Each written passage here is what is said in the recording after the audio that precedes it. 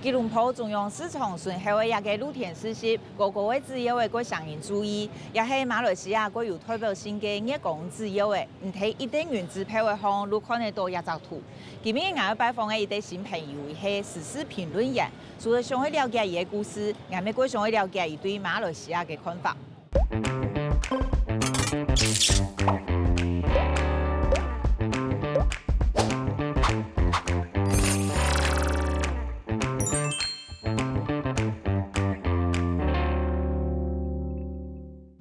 接來做客，歡迎來了。今日我哋有請到位來賓呢，伊係馬來西亞嘅政治韓國時事嘅評論員，同時也係主持人，同時咩開一間公關公司，感覺非常無限哈。伊係藍志峰，歡迎志峰。你好，你好，大家好，我係藍志峰，來自馬來西亞。然後我嘅屋卡係在檳城，馬來西亞北部檳城。哦，喺檳城嘅。檳城人啱。啊，喺廣東太埔。廣東太埔。哦，係啊，故作我哋兩個人嗰種談嘅事，談得唔得？談得。哦，雖然講嘅有一些冇溝通，不過係談嘅事。談得明白。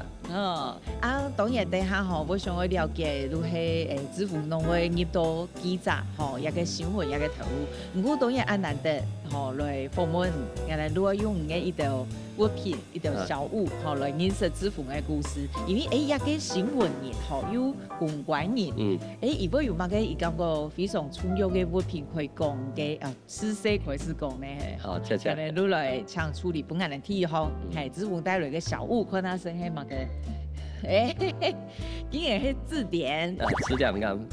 我小牛啊，你提的，當然我們讀書的時間，大家都有字典。可是你為什麼提嘅套嘅唔係重要物品係字典咯？因為字典對每一個學生來講咧係必備，一定要需要嘅。因為嗰時候，不論係小學、中學或者大學咧，冇電子詞典這個東西嘅，所以攏總係用嚟嘅我哋係做 hard copy，就是硬體的字典。然後咧，馬來西亞係多元種族、多元文化、多元語文的這個國家，馬來西亞的國語就是馬來文。而這一本字典呢，是我在大學的時候買的，我特別還有註明日期。這個呢是當時這個 ISA 是馬來西亞的這個內部安全法令 ，OK， 當時是反對內安法令，所以就把東西貼在這邊。所以這個字典呢，我覺得它代表着是一個時代的記憶。那麼我家裡除了有這本之外，還有其他馬來文的這個字典，還有中文的這字典，有些是大本，有些是小本，所以這些是它承載着我求學時候的這個記憶，以及我當初在查字典的時候的那種痛苦。因為有些時候要查那些字典，比如說英文的話呢，還要記它如何去發音，所以這些在讀書的時候會覺得說哇好痛苦哦。但現在覺得說回想起來都是一段的這個記憶，而且現在可能年紀也大了，覺得說我看東西有點老化了。以前不會有這個問題。演過來我以前可以講按寫嘅事哦。我見到看書就好辛苦哦。我研究我研究可以悄悄下。唔過唔能夠啲譬如係人來到馬來西亞，你都會語言的。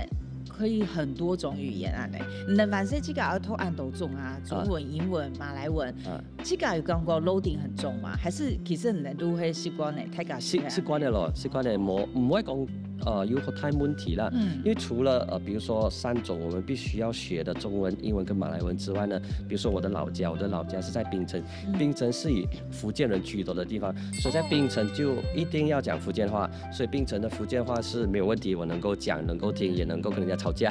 OK， 還有呢，就是我在家裡也有講客家話，所以客家話也沒有問題。那麼另外呢就是廣東話，廣東話是受到台灣的不是，對不起，不是台灣，是受到香港的這些TVB 的劇所影響，還有聽當時的這個廣東歌曲，所以廣東話、客家話。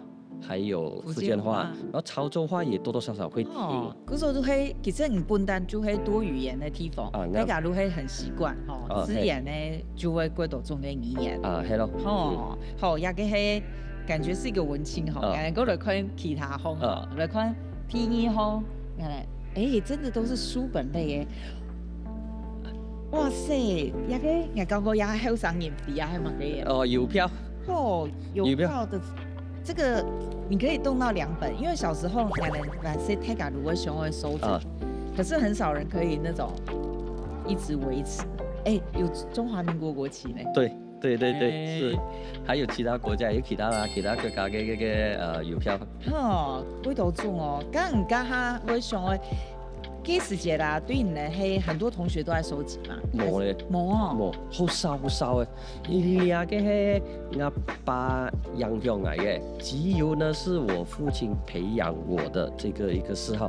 因為坦白講，我在小時候是沒有太多的這個嗜好，因為我父親是小販 ，OK， 賣糖水、賣杏仁茶、紅豆，還有花生糊那一些，所以就忙着準備那些晚上，因為我父親是晚上開檔的，所以就沒有太多的時間。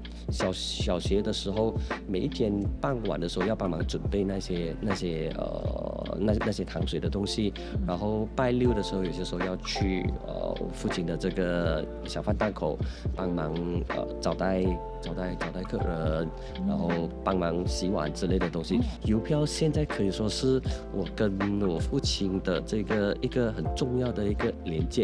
因為看回去，很多時候這些郵票是我父親幫我買的，所以是你們一起集啊，一起集，對，然後他就會幫我買，比如說這個呢，他就幫我收了之後，等我回去的時候，他就給我這個呢是馬來西亞郵政局是馬來西亞花報。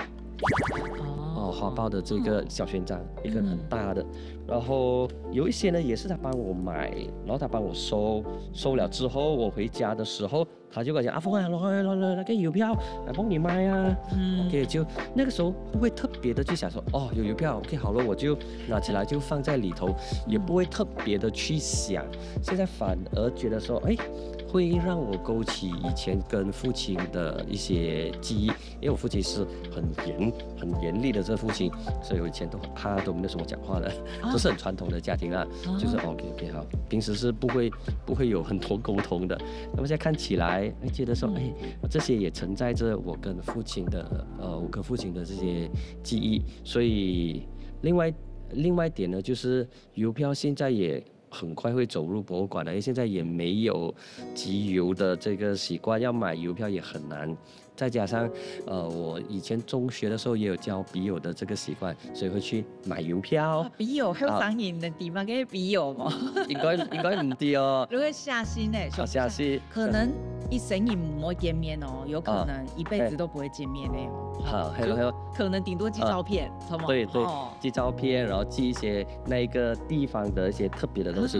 那時我交筆友呢是通過買報紙或者是買一些雜誌裡頭，那個時候呢，我覺得筆友現在用現在人的理解呢，就是 Facebook。OK， 以前是沒有 Facebook， 以前就是通過這一種的那種報紙，以前報紙雜誌啊，有看到說 ，OK， 這個是誰，有一張照片，然後他的名字，有些時候會放年齡、他的嗜好，然後他的地址。如果你看到他的樣子，就覺得說，哎，好像跟對方很有緣，然後就寫信給他。我就是通過那種方式，所以那時我交2種的筆友，一種呢是國內的，一種呢是外國的。外國的呢，我記得我交過一個。我交很遠的地方，不是我一般熟悉的國家。那個時候呢是希臘。OK， 那時我教希臘的原因就是我要磨練我的英文，因為不能夠寫中文嘛。那個時候也沒有 Google Translate 嘛，所以就是要寫英文，所以字典也派得上用場所以字典也派得上用場，所以就交筆友，然後我會叫他們如果有一些郵票的話，那麼你就寄給我。所以有些筆友呢就會把他們的郵票寄給我。那麼交外國的筆友，我應該是交2到3個，然後現在唯一有聯繫的就是通過 Facebook 而已，也沒有也完全沒有見面。然後在馬來西亞的筆友呢，就有一個有見面，是在東馬，就是過了南中國海，是在東馬的一個地方叫做沙拉越。那個時候有一次我在沙拉越工作採訪，然後就有約筆友出來，所以那時候他應該是我在大學的時候應該是中學差不多大學的時候交了幾年。然後就見面哦，其他的都是沒有聯絡了，都是斷了，都是那個時候學生時期的記憶。哦，要不然都會哇，面多過多以前的事情咧。哦，係咯，你東西攏總會 Q 吧以前嘅東西。好，人哋過來看啲上鋪，係咪也歸有歷史嘅東西哈？這邊人講講還有真的也很有歷史呢。這邊拍過度，還有啥很多呢？我講過，很像來到博物館。phone card，你係拍給我。電話卡 ，missing card 哦。missing card。哇，這個你也很會留東西耶。也可以以前公共電話哈。公共電話啱。對。見到冇咯？見到馬來西亞而家一好難佔到台灣要冇？係有公共電話，能冇嘅哈？我以前我用咩？見到用小電電話。很少，現在很貴罕見啊！貴很大黑白會看到有人喺打，如果可以。哦。我想講，係咪冇帶到手機嘅啊？都會打公共。見到有啲係放影腳咧，係咧放乜嘅？嚇？有啲放影腳。哦，啱咧係你用電話卡應該冇嘅嘛？電話卡唔掂買呢度冇。應該知道咧，係啊。哎呀，嘅都係以前要插卡嘅嗬。哦。咩係佢好熟悉入嘅咧嗬？有嘅橋牌嘅時候，應該係要20年前啦。我終於少電話卡嘅原因係因為每一個電話卡咧，而家設計好特別，然後有啲如果要主題，好似1998年馬來西亞舉辦共和聯邦運動會。所以就話要嘅共和聯邦運動會嘅郵票有點像，對，其實都係加下感覺青春有嘅東西，都會印到上，印上去啲位，嚟咧本人笑，本人做紀念，然後有啲咧，因為有啲東西好特別嘅原因，比如講我介紹兩個兩個好似。童年嗰啲童年有生肖啊，每一年有不同的這個生肖。我似兩個咧就豬年，就1995年，所以1995年嘅豬年。還有另外一個咧，應該才2本，有個係兔子年。那個就像係講嘅1998年嘅共和聯邦運動會，然後那個係馬來西亞嘅回教堂清真寺。每個不同宗屬的清真寺，那個兔子年，看那個兔子，還有不同種族、不同信徒的他們的佳節，這個是印度教徒，就是印度人的迪巴瓦利，然後那個時候同樣的有叫筆友啊，這個呢就是我希臘的筆友送來的電話卡，所以那些字我看不明白的，所以我現在看回去這些東西我看不明白的字呢，應該就是希臘字，還有新加坡還有這個日本，然後這個台灣的也有台灣的也有。所以這些，台灣都唔知用嚟來嘅嗬，中華電視。唔記得弄乜來咯，應該朋友半啊，朋友半或者同人家講。一個唔感覺，就係時間久嘅，就是很珍貴咧，嗬。哦，係咯，好特別咯，有啲係褪色了咯，不過那個歷史的見證啊，有特別嘅意義，看人即講，原來那個30年前嘅設計係咁樣嘅，原來30年前咧咁樣嘅東西，馬來西亞30年前係咁樣，因為平時唔會特別去理那啲東西嘅嘛，好似那啲像馬來西亞嘅水果。係啊，佢好加人哋地下咧，嗰種支付還有其他嗰珍貴嘅東西，人哋下一團過繼續來打這鼓。所以滾石的歌手每一次出專輯的時候，我記得那個時候他們來馬來西亞有辦歌友會，而我第一個認識的滾石歌手呢，就是周華健。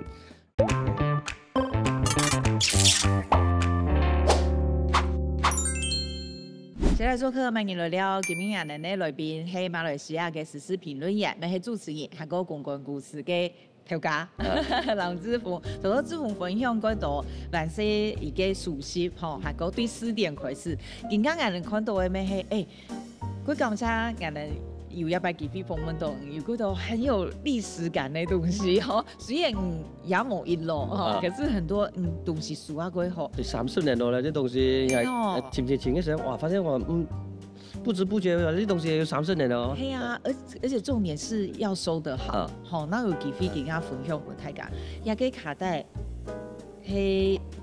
黃金10年，滾石，滾石喺媒體，小時候也是很重要的。很重要，陪伴，應該是滾石可以說是一代人或者是2代人聽中文歌曲的集體回憶，包括我跟我身旁很多朋友，等下跟大家分享裡面的一些歌曲。因為滾石旗下有很多歌手是馬來西亞非常熟悉的，不管是周華健、李宗盛、陳淑樺，或者是周華健的徒弟辛曉琪，還有其他的，還有後來的趙傳跟張信哲，這一些都是我們耳熟能詳。因為在那一個時候，影視業沒有這麼發達，所以聽歌是很普遍，陪伴我們度過日子的其中一個最重要的一個休閒的一個東西吧。所以滾石的歌手每一次出專輯的時候，我記得那個時候他們來馬來西亞有辦歌友會，而我第一個認識的滾石歌手呢，就是周華健。周華健那個時候他來馬來西亞宣傳他的歌，他的這個專輯叫做《花心》，所以在那個時候，我記得我還從我家裡搭腳車走，搭到去檳城的一個他辦歌迷會的一個地方。那個時候我覺得那個時候的歌手是很大方的，他們來馬來西亞辦歌友會，雖然是我覺得應該是對嘴啦，就是他有來，然後他會唱他的歌。他的這個專輯裡頭的幾首主打歌，然後他真的在現場唱完之後，有跟歌迷有近距離的這個接觸，然後他們會租一個地方，租一個場合，然後唱3首到4首的歌曲，很有誠意，真的。那個時候的唱片公司做宣傳，我有覺得很累啊，所以那個時候呢，我就認識了周華健，那時候周華健有來，然後趙傳，然後還有張信哲。吳世凱我不曉得他們有沒有來，雖然他們沒有帶樂隊來，但是他們在現場播他們的專輯的歌曲，然後在現場唱歌。先不理他們是不是對嘴，但是很有誠意，然後跟歌迷打招呼，跟歌迷打成一片，而且歌迷會是不收費的，是完全不收費的。那個時候我也不曉得說為什麼會有這麼大手筆，可能那個時候唱片公司有很多預算，所以在那個時候呢就接觸到很多的這些台灣的歌手來馬來西亞。那麼為什麼我特別選擇這一個呢？就是因為它是滾石裡頭。它是有雙卡帶，很特別的。第一個卡帶跟第二個卡帶，然後有20首歌，每一首歌都是歌手精挑細選出來的，而且它還有送，這一個是我看應該是1995年，他還送1995年的這個月曆。哇，真的30年前。1995年的月曆，對。所以1995年的月曆有羅大佑、娃娃、潘越雲、成龍、蘇慧倫、張信哲、劉嘉玲、陳淑樺、周華健、林憶蓮、烽火海，還有竇唯，真的是想不到，竇唯現在可能很多人都忘記了他的這個存在。辛曉琪、萬芳、尹正陽，還有於台燕，所以這個都是很有記憶，所以這些卡帶呢，現在應該是找不到收音機來播放了，可能裡面也發霉了，我覺得可能裡面也發霉了，只剩下那個殼跟它的這些歌詞，所以這些就是我覺得非常有紀念性的東西。講起來，我覺得你還是好像就是回到那個30年前那種感覺。對，那這個更誇張。哇，這個更誇張，這個我現在看起來，我有跟我的朋友分享，就是說，這個好像不是男生會做的，很像女生會做的。我就不覺得啦，因為我的學校全部都是男校，我會有這個做法，就是我會把那些歌詞複音，然後把它叫我朋友寫，所以有不同的同學去寫，還有年份，然後還有是誰幫我寫。不是全部都你不是全部都是。有同學幫我寫，有幾個唔同嘅同學，然後特別在嗰邊寫，然後喺度寫，然後出嚟寫咧，係要啲資語在啲波。用心呢，噶哈真勁係，我感覺一百來訪問係有一個很特別嘅感覺，就係移民愛人聽100來馬來西亞，如果感覺雖然我哋距離唔講遠也冇太遠，不過我哋唔係過了解馬來西亞，不過100訪問你會發現，其實我們共享很重要的一段好長嘅回憶。更加能啲，就是那感受好奇妙，就是原來雖然我哋離也算遠啦，雖然唔係講遠到那種到不了的地方，可是。其實我們的童年是一樣的，有那種感覺。是，可能是我們接觸到的東西、事物都有很強的這些紐帶，所以能夠把這些東西把大家連在一起。比如說影視、歌手、歌星，還有那些電影，都是我們的我們的共同記憶。剛剛很後生的時間啦，就是學生時代，這個感覺就是佔很重要嘛。一定人其實後生的時間聽歌是非常重要的。給剛剛很有喜歡嘛？給某你有印象？你那時候還喜歡什麼？還是就是真的很喜歡流行歌曲？流行歌曲，對，流行歌曲。然後在那個時候，為什麼會有寫歌詞的東西呢？就是因為偷偷講哦，在那個時候呢，因為正版的卡帶很貴，正版的卡帶要整10多塊，10多塊对我們來講說是1個星期的零用錢，1個星期的零用錢，所以1個星期或者是甚至2個星期的零用錢，10多塊很貴是啊，正版的10多塊啊。比如說這個海外对，比如說這個雙卡帶就是18令吉，馬來西亞18令吉，就平均一個呢就是9塊。然後如果其他的，這只是卡帶哦，還沒有算 CD 哦，CD 的話就更貴。所以那時候我們就有翻版的東西。然後我有同學呢，他就很有生意頭腦，他就跟外面的人拿到了這些翻版的這個卡帶來賣給我們學生。所以這些所以這些就是翻版的，有英文的。翻版沒黑白的，還有彩色有彩色的啊，很有誠意的他們做到所以有英文的，還有這些中文的，然後比如說還有一些合集、一些精選的，所以他就來班上賣，因為那時賣的比較便宜嘛，它基本上是正版的可能就1/3而已，所以學生比較能夠有消費能力去買，所以他有很多這些歌詞，這些卡帶，所以他就講說來誰要誰就給，然後我就寫着我是喜歡這個，但是它太小了，所以我就叫我的同學來你幫我寫，所以就幫我他們就會幫我寫，然後就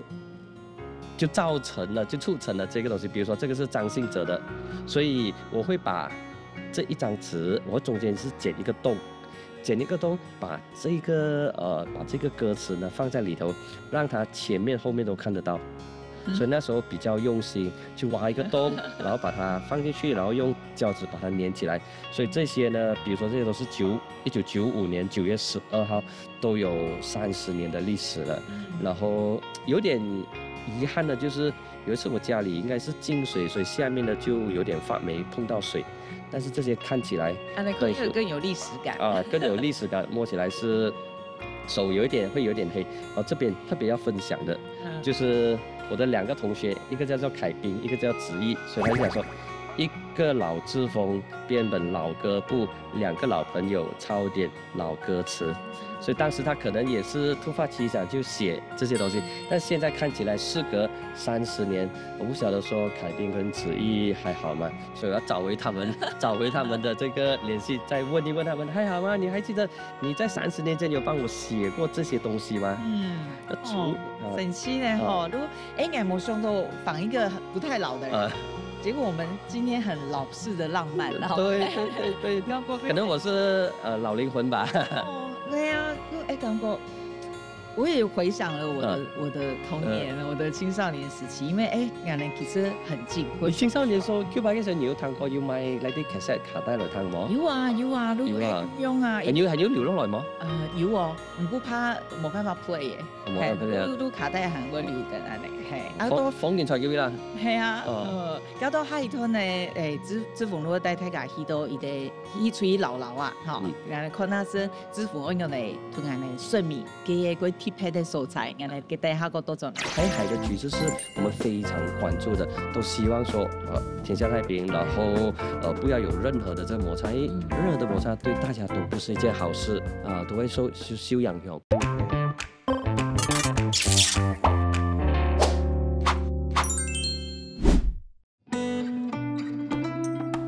3隻大象就是放主神，它是這樣的，它過程這個有金子、有蠟燭、有香，OK，所以你先點蠟燭先，一左一右啦，一左一右，對，就用這個蠟燭的火來點那個大象的小象。我帶觀眾來這個地方呢，主要是有2個點。第一呢，這個就是吉隆坡開埠功臣之一葉亞來。那麼葉亞來的特別的身份呢，就是他是客家人，他是客家惠州。而吉隆坡開埠的其中一個最主要的原因呢，就是在這裡發現錫礦。而葉亞來呢，就是當時的礦工領袖。而這一個先世師爺廟，當時的成立呢，就是葉亞來供奉他的上師是甲必丹聖明利。聖明利在芙蓉，在森美蘭的一個地方，在那個時候呢，有發生內戰，他犧牲了，然後葉亞來就帶着他的這個神主牌來到吉隆坡，然後就在他的家的後院先供奉，之後呢，就慢慢設立廟，就有了吉隆坡的先世師爺廟。這個呢就是神龕，就是當先世師爺廟還沒有建立起來的時候呢，葉亞來就是在這一家的後院設立一個小小的神龕來供奉聖明利。所以後來就現在我所在的位置呢，就是一家博物館，就是紀念葉亞來以及其他先賢開埠吉隆坡的歷史珍貴的歷史事件。而且這一所博物館呢是民辦的博物館，它收集了各個不同地方以及不同人物曾經參與發展吉隆坡，所以這些是非常珍貴的歷史。雖然吉隆坡現在主要是以講廣東話的華人居了，但其實吉隆坡有幾個不同的鄉村呢，或者是不同的小鎮呢，是有蠻多的客家人，比如說安邦、然後呢，還有呢就是沙登、水可芒啊這些地方呢，都有很多的客家人，而且客家人在那個地方除了從事採礦之外，也參與了其他當地的經濟活動，比如說洋貨店，或者是藥材店，甚至是當鋪，這些呢都是客家人的經濟活動之一。客家人所參與的這些經濟活動呢，造就了吉隆坡今天的繁榮。所以吉隆坡有今天這個繁榮，也有客家人很大的一個貢獻。這些呢都是過去100多200年來的歷史。吉隆坡對我來說小時候對於我來講，吉隆坡呢就是聯想到一位人物，就是葉亞來。那麼當時並不真正了解葉亞來，只知道葉亞來是一個歷史上的人物。那麼後來才發現到說，原來葉亞來是客家人，所以就對吉隆坡有了更深一層的這個感情跟這個紐帶的這個連接。那麼後來慢慢的了解更多吉隆坡以及周邊的一些剛才提到一些小鎮那些鄉村呢，原來都是有客家人的這個足跡，所以會對吉隆坡這片土地呢會有更多的認同感。現在做客歡迎來了，頭多知府帶大家去到一個貼拍的廟司，好，沒解釋嘞，這間廟的特別同客家歸有關係。其實我相信大家頭多談到知府公安都小時候很多很珍貴物品帶出來的故事，也會過後期你都會變做記載。那是你小時候的願望嗎？沒有，小時候完全沒有在記者，完全不在我的這個考慮範圍之內。OK， 那麼為什麼我會成為記者呢？其中一個最主要的原因呢，就是98年馬來西亞發生了一個非常重大的一個事情。首先呢是整個國際，那個時候是亞洲金融風暴，然後很多國家的這個貨幣被狙擊，然後發生這個經濟問題、金融風暴。所以在那個時候呢，馬來西亞就發生了激烈的政治動盪，當時的副首相兼財政部長安華呢就被當時的首相馬哈蒂炒魷魚，被革職，理由呢就是瀆職、濫權，還有性醜聞。所以在那個時候呢，整個馬來西亞的這個政壇就風風雨雨，然後就有很多安華的支持者，以及看不慣當時首相馬哈蒂的那一種霸權、貪腐、裙帶關係的這個惡習，所以他們就走上街頭，響應安華所發起的烈火默系。烈火默系是英文 reformation 的這個翻譯過來，翻譯的非常好。烈火默系就是那熊熊的烈火不能夠讓它熄滅，就是說改革的這個烈火不能夠讓它熄滅。所以在那個時候呢，我就受到我的學長學長姐影響，所以平均在98年、99年的時候呢，就1個月都會來吉隆坡，就是坐巴士，不然的話呢，就是坐學長的車來吉隆坡出席這些社運的活動，出席一些講座，然後參與一些遊行示威，所以也是第一次碰到警方採用暴力，比如說噴催淚彈，然後有被警方抓過 ，OK， 然後當然沒有太大的事情啦。所以在那個時候，當我差不多要畢業的時候呢，就有認識了媒體的一些高管，然後他就問我說：“哎，志峰，你要畢業了，你要不要來當記者？你試試看哦，做記者是蠻刺激，然後也蠻好玩的，因為你可以在第一時間你可以接觸到一般民眾所接觸不到的訊息，而且這些訊息呢是沒有經過censor，沒有經過修飾的，是很原汁原味的。” OK， 然後你可以認識不同的人，你可以建立你的人脈，然後你也可以用最短的時間了解國家跟社會。所以那時候我就想說，可以啊，反正如果我不喜歡記者的話，我之後我就可以辭職，然後回去我的這個，我是念房地產的嘛，我可以回去我的這個房地產的領域，所以我就。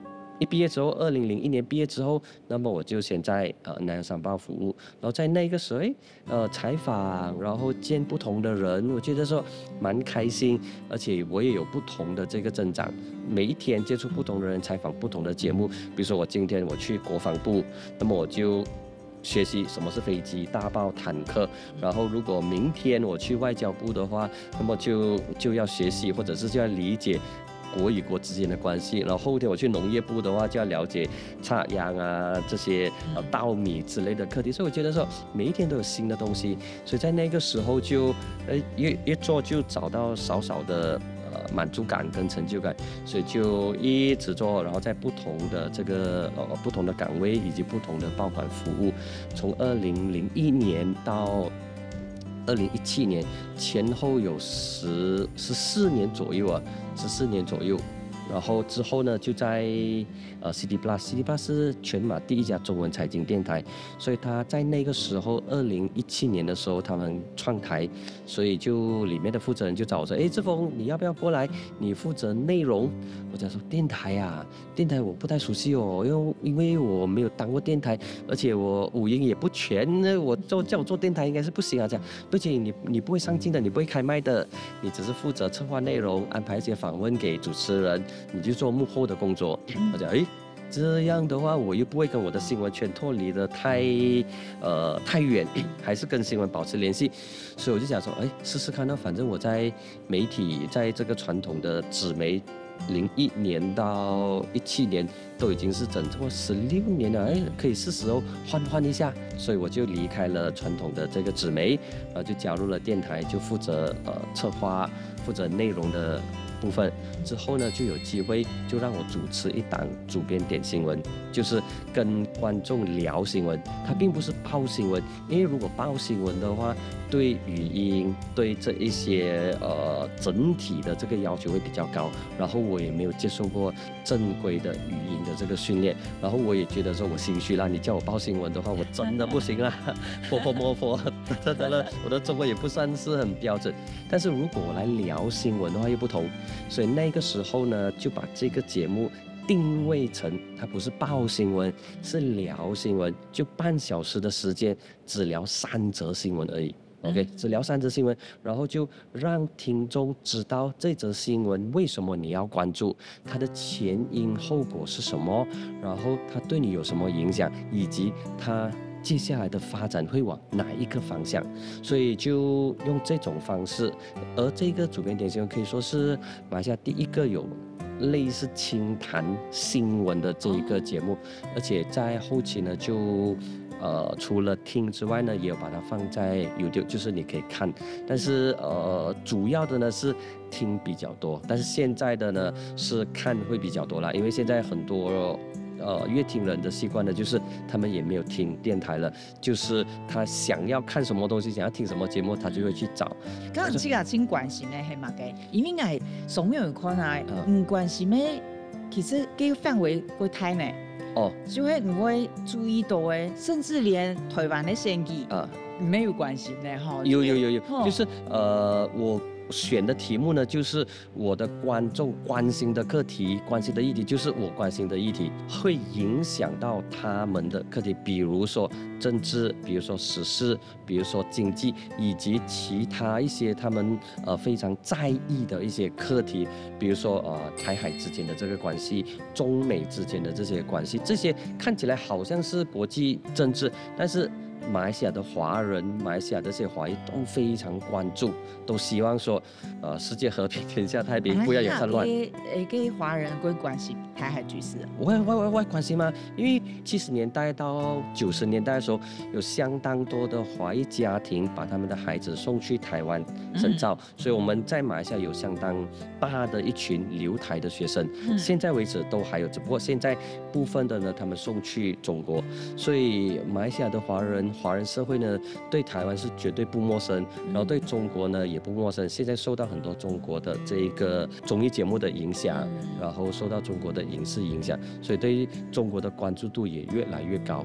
所以台海的局勢是我們非常關注的，都希望說天下太平，然後不要有任何的這個摩擦，因為任何的摩擦對大家都不是一件好事都會受影響。下一個集團行業如果來談的係支付以托一方，伊感覺對於特別意義嘅料理，等下看下先係乜嘅。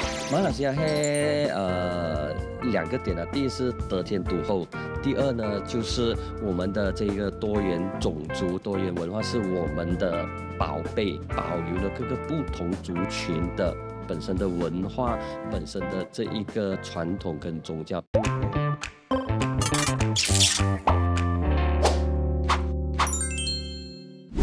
現在做客萬人來了，我哋今日來賓係馬來西亞嘅時事評論員、韓國主持人藍之鋒。頭都講談到佢多個奇妙嘅故事吼，啊，也個集團呢，我哋也個特別，我哋唔會出現也出菜，唔過如果像之鋒同我哋介紹，都好我哋做本嘢，有識到，係唔做乜嘅會拖也好菜，啊，也係乜嘅菜。蒜盤子是客家的非常著名的一個菜。那麼我很喜歡吃蒜盤子。蒜盤子它對我來講，它承載着兩個記憶。第一個記憶呢，就是很香很甜。第二呢，就是以前在我檳城老家的時候，我媽媽曾經做過，但是很少，我記憶中好像是1次或者2次罷了。因為它的準備的功夫非常的繁雜，它不像搓湯圓。搓湯圓的話，以前的話，幾乎是每一年都有，做得很簡單。但是蒜盤子呢，首先你必須要拿這個芋頭拿去蒸，而且蒸了之後要切片，蒸的過程當中手會癢，所以要戴手套。所以蒸了之後把它切片，然後搓了之後要摻這個炸米粉，之後呢要把它做成一團，之後還要準備，比如說一定要有豬肉，然後還要有木耳，還有其他的這一些配料，所以準備起來是相當花時間。那麼我記憶中應該是只有1次而已。我很小的時候，因為我媽媽也覺得說沒有時間，就像之前提到的，家裡是小販嘛，所以準備晚上做生意的東西是最重要的。然後這一些呢，蒜盤子如果有時間的話就準備，如果沒有時間的話呢，可以去菜市場去買。不過以前呢是很難買到的，有現成的蒜盤子賣，但是那些蒜盤子呢，它的這個芋頭的味道就比較淡，它可能摻更多的是那些糙米粉、薯粉，所以它的那個味道就沒有這麼正宗。所以一些嘴巴比較刁的，他就這樣我自己做。OK， 就自己做，你要放更多的芋頭，讓它更香的話呢，就會更好吃。所以蒜盤子它承載着我的這個記憶，兒時的這個記憶，以及媽媽做蒜盤子的這個當時的那些情況。在接受訪談之後，我還有打電話去問我媽媽說：“媽，蒜盤子 Q8S， 你記得你都蠻用做嗎？我們該記得了。”然後他就跟我講說：“哦，是這樣。”哦，是啊，他講是。所以蒜盤子是很特別的一道客家料理。而在馬來西亞的這些客家餐館呢，大部分的時間都能夠找到。你之前講嘅台灣係差唔多哦。台灣差唔多咧，佢奇怪，因為一擺係擺食，從嘅食道路講我講，其實嘅皮嘅料，因為我哋有五味鹽啊、番薯鹽啊，都係平常時嗰種甜品都會有嘅。其他嘅料其實客家小炒也都沒有啊，想講也兩個加起來，也唔係幾難。不過唔定用咧，都客家都台灣的客家識唔到嘢嘅。是真嘅，我了解，做咩先對？嚴謹咧，冇人家嚴謹哦，有可能。我都算盤子路係後面能嘅委員會安尼，文言一個小小的。啱，因為算盤嘛，就中間有那一粒的這個東西，而且另外一點呢，算盤子對我來講還有另外一個意義呢，就是我父親是很傳統的 ，OK， 他其實是從中國來的 ，OK， 他每一天晚上或者是第二天早上的時候，他要做計算的時候呢，他真的是用算盤的。然後他沒有用計算機，他用算盤滴滴答答，滴滴答答，滴滴答答。然後那個時候我就想說，為什麼不用計算機？用計算機不是更快嗎？他真的是用算盤。他係習慣用算盤。他習慣用算盤，所以我看很有算盤。剛這些時間啦，你們家算是經濟狀況會比較苦嗎？還是其實不會？就一般的這個小康就絕對不是大富大貴，因為。小販的話，能夠賺的就剛剛好，足夠日常的這些開銷。都爸爸媽媽供下去買，安尼。忙阿爸。然後是爸爸一個人。媽媽係家庭主婦。家庭主婦。照顧細路哥。一開始有講爸爸係比較嚴肅的人。對。不過能量那個連接就蠻有趣的。可以說小時候沒有太多的這個連接啦，因為父親很兇，平時都沒有什麼講話。那會打人嗎？有啊，識藤條嘅啊，識藤條識皮帶啊。係哦，唔係識係。不過我係最細啦，所以我識藤條應該識得最少啦。阿哥泰國就識好多。你小時候是怎樣的小孩？我小時候是算是一個很文靜的一個小孩，然後也沒有太叛逆啦，沒有太叛逆，就是很循規蹈矩的一個小孩，就是爸爸媽媽交代什麼，所以我就做。那個時候有希望說，如果能夠離開檳城遠一點的話就更好，所以在大學的時候呢，我就選擇最遠的這個新山。就是離開檳城最遠的這新山，可能小時候會有這種心理，說，希望離開家遠一點，看看能不能夠在外面闖出一片天出來。所以那時小時候的想法是這樣。剛剛你看你做新聞工作啊，觀察一個馬來西亞一個國家，咩許久誒？剛假使問講，感覺馬來西亞很用哪個國家？我用哪些？馬來西亞係兩個點啊，第一是得天獨厚。第二呢，就是我們的這個多元種族、多元文化是我們的寶貝 ，OK。但可惜有一些國內的人就不這麼看，他覺得說，不應該多元，應該走向單元，走向同化。那麼其實走向同化對馬來西亞來說是可以說是一個悲劇來的，我們不應該走向同化，因為我們看到不同我們周邊的國家同樣是多元種族，但是同化之後呢，並不見得特別的這個好，比如說印尼。然後另外的一個國家呢，就是一個是在南部印尼，一個是在北部泰國。泰國也是有很多華人，那麼泰國的華人呢，也是用泰國的這個名字。當然，可能他們還保留自己的這個中文名，但是他們已經被同化了，所以他們的這個文化的根基對於中華文化的認知可能會比較少一點。但現在隨着中國崛起，慢慢的有所改變。那馬來西亞最特別的地方呢，就是我們保留了各個不同族群的本身的文化，本身的這一個傳統跟宗教。比如說馬來人就有本身馬來人的文化，然後華人有自己的華人的中華的文化，還有印度人也有本身的這些印度文化。所以這個呢，這是一個大龍崗，是一個非常獨特的國家的這個優勢。還有呢，為什麼我講得天獨厚？我記得以前我採訪的時候，有採訪過一位馬來西亞的外交部長，他講說，他私底下跟記者聊天的時候，他就講說，你知不知道其他國家的領導人都很羨慕我國？我講是咩？誰講的？他講說我們的鄰國，他沒有講哪一個國家啦。他講你們馬來西亞真的是地上可以長中油，中油是可以賣的 palm oil。地下可以挖到石油，挖到天然氣，所以你們馬來西亞上面有中油，下面有石油，但是他的國家只有上面有中油罷了，下面挖不到石油，所以馬來西亞是地上跟地下都有財富在那邊等待着我們努力的去挖掘這些財富。現在想起來，這一位外交部長他講的東西真的是馬來西亞是受到恩賜的一個國家，所以如果我們好好的珍惜老天給我們的這些財富，種更多的種油，還有地下的這些石油的話，馬來西亞是一個非常好的一個國家，因為我們各個不同的族群都能夠融洽的生活在一起，能夠展現出我們的包容，然後再加上馬來西亞是穆斯林佔多數的國家，所以跟中東這些伊斯蘭國家跟中東這些穆斯林國家，我們又有共同的話題，所以我們跟世界3個不同的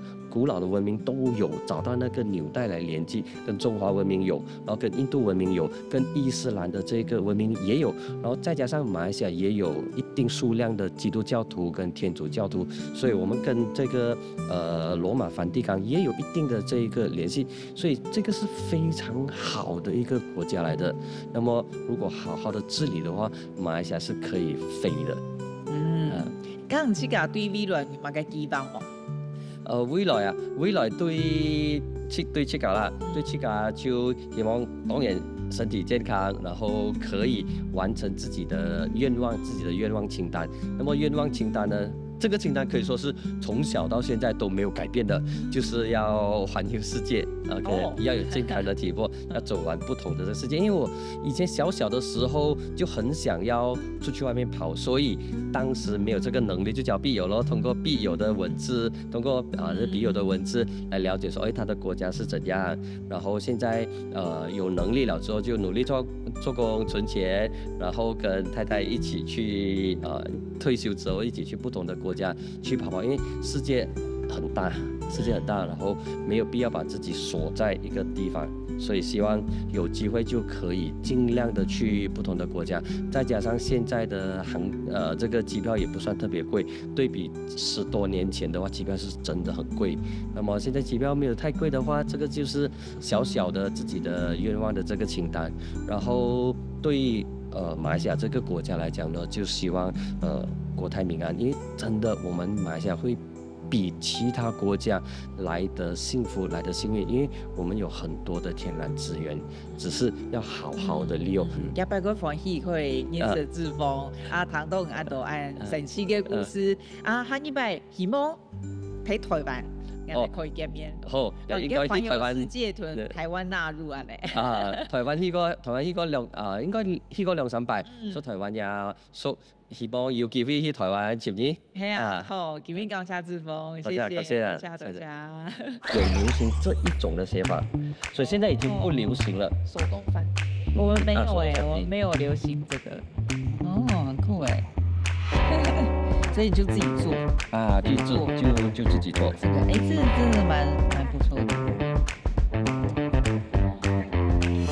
對啊，小時候就有很多很手工的東西，現在都沒有。